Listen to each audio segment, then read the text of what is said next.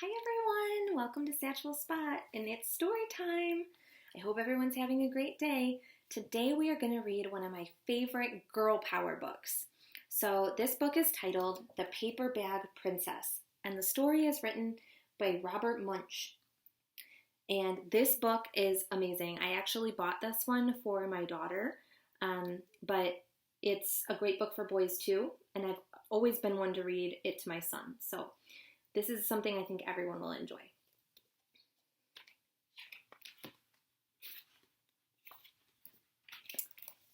The Paper Bag Princess. Elizabeth was a beautiful princess. She lived in a castle and had expensive princess clothes. She was going to marry a prince named Ronald. You see the little hearts. She thinks she's so in love with Ronald. Unfortunately, a dragon smashed her castle, burned all of her clothes with his fiery breath, and carried off Prince Ronald.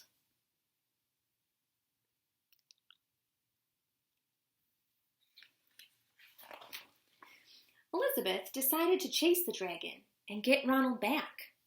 She looked everywhere for something to wear, but the only thing she could find that was not burnt was a paper bag. So she put on the paper bag and followed the dragon. He was easy to follow because he left a trail of burnt forests and horses' bones.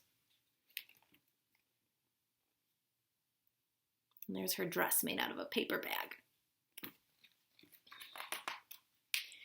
Finally, Elizabeth came to a cave with a large door that had a huge knocker on it. She took hold of the knocker and banged on the door. The dragon stuck his nose out of the door and said, "Well, a princess. I love to eat princesses, but I have already eaten a whole castle today. I am a very busy dragon. Come back tomorrow." He slammed the door so fast that Elizabeth almost got her nose caught.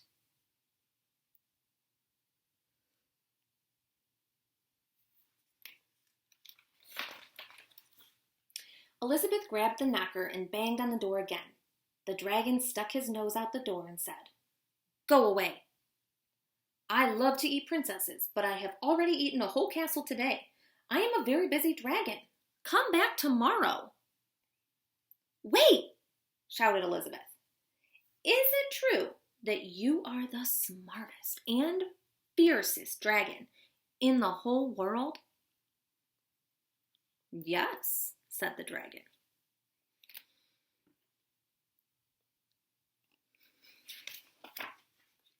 "Is it true," said Elizabeth, "that you can burn up 10 forests with your fiery breath?" "Oh, yes," said the dragon, and he took a huge deep breath and breathed out so much fire that he burnt up 50 forests.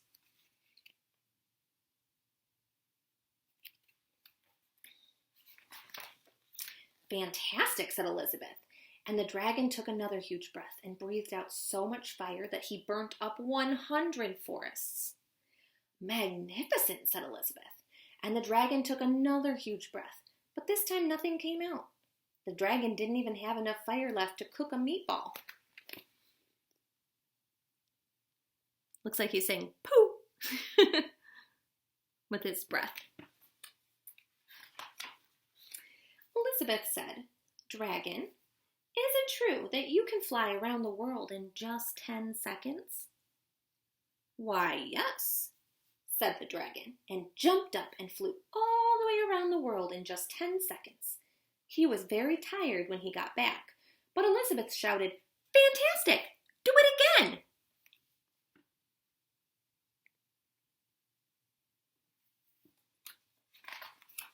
So the dragon jumped up and flew around the whole world in just 20 seconds. When he got back, he was too tired to talk, and he laid down and went straight to sleep.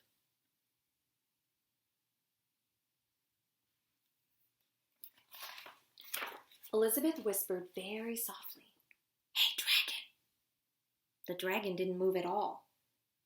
She lifted up the dragon's ear and put her head right inside, and she shouted as loud as she could, "Hey, dragon!" The dragon was so tired he didn't even move.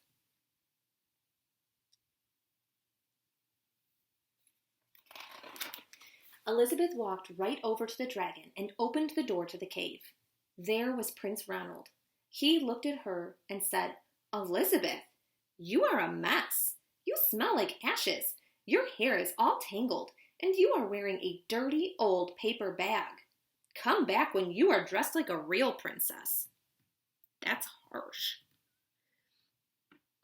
He's not being very nice.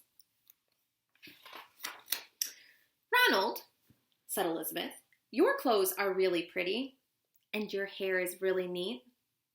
You look like a real prince. But you are a bum."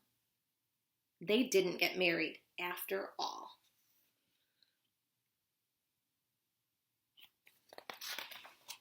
That is the end of The Paper Bag Princess. The reason that I love this story so much is that so many princess stories that you hear about are about a woman who needs a man to save her. And little girls are so strong, and they are warriors too. So I think that this is just an excellent story because it shows how one little girl can be an absolute warrior, and she realizes that the only person she needs to save her is herself. And I like that she stood up to Ronald when he wasn't being very nice to her. So that's part of the reason why this book has a special spot in my heart. I hope you have a great rest of the day, and I will see you next time at Storytime at Mrs. Satchwell's Spot. Bye for now.